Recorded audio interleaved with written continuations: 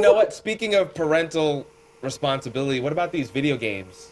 Oh, these That's video your games. territory. Oh, yes. No, we were just talking about that, how kids are getting away with nowadays. You play Call of Duty 10 times out of 10, you will hear some little 13-year-old kid crying up past their bedtime at 10 o'clock at night. I don't know why they're awake still, playing these mature rated games, and their parents are buying it for them. And I'm just like, that's a fail on the parenting, but also on the sales associates too, for not informing them what the games are rated mature for. Yeah, some of them are okay, vulgar or cartoon violence or explicit content. Some of them have like full-on sex scenes. Like, I'm not going to sell Dragon Age Inquisition to a 13-year-old kid when I know they have homosexual and heterosexual relationships in there, and that parent would have no idea about that.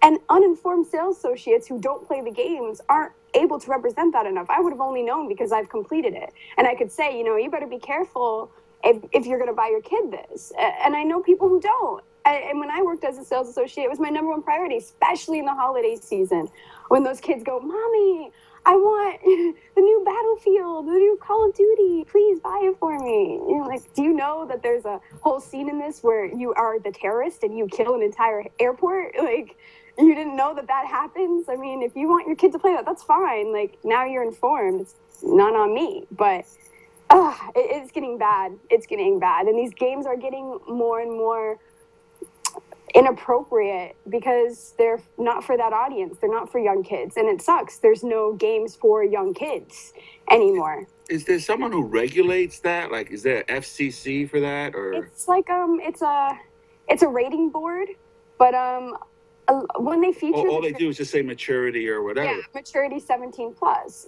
They can't purchase it, but it's not like they regulate it via console or something and they find out, there's parental controls like for each Xbox or family settings, and you can set it to what they're allowed to use, but there's no way they can just go in there. And other than the parent being, I don't want to say irresponsible, because a lot of times the parents are just ignorant. I mean, they're working 2 jobs. Yeah. Oh, yeah. The kid wants it. They want to make the kid happy. A lot of parents feel like they got to be the kid's friend instead of being friendly. You still got to be the parent. Yeah, I mean, I'm a victim of it too. So I understand that. So I don't want to say too much the word irresponsible on parents, even though they are being a little irresponsible by being ignorant. But do you think the guys who come out with these games are being irresponsible? I think that it's not even the creators, the developers of the games. I think it's really of the stores themselves. Like, it's your job to let that person know, be informed of the ratings. Like, not people know what mature means. They just say, I just need a parent. Like, it's like an R-rated movie. Sometimes they're rated R because they said the F word twice, but the movie's pretty fine, other than they had a few curse words in it. And it's like, parents would go to see that movie first and then let their kids know if they're able to see that. And parents don't have that ability for video games. And they think like it's that sales associate's job to be that person. Like, it's a bigger job to work in these places. Like, you go to like Best Buy and you have someone in the game section who has no idea what it is. You're older than 18. All right, we're going to sell it to you. No problem. And I think, you'd save a lot of people and gamers who we don't want to play with 13-year-olds who cry and, freak out when they hear someone curse or like scream when they're getting shot at. It's just, you shouldn't. It makes it a better environment for all of us. Well, what about you just said that there's a game where there's a scene where individuals become terrorists and they shoot a whole airport. Where do these companies say, you know what, we won't put that in our games. It's just not appropriate for any human being. Because you see what's going on in the political climate right now, that anything could make someone go off.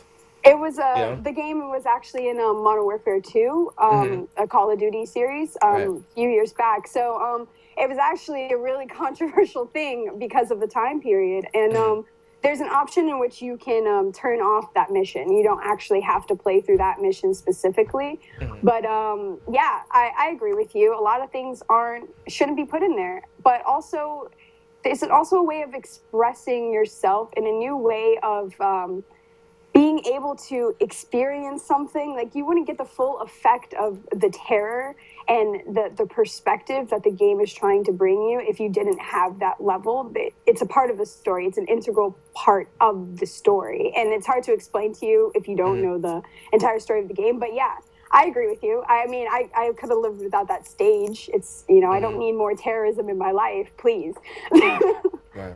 So. Exactly, or even have that. Or I'm still trying to figure out why the heck the sex scenes are in the video game. It's because it's a relation game. It's life, you know. That's the goal of a lot of the games. BioWare's games is, you know, the sex scene is like the highlight of the game. You romanticize with people and you have conversations and you can build relationships. You don't have to pursue it. Yeah, my dad used to call that real life. Just go. Listen, some of us have problems with real life. I know. I've seen. Oh man. But no, we do. You said, Dean, The Flash? Can we please talk about that though before it is too late?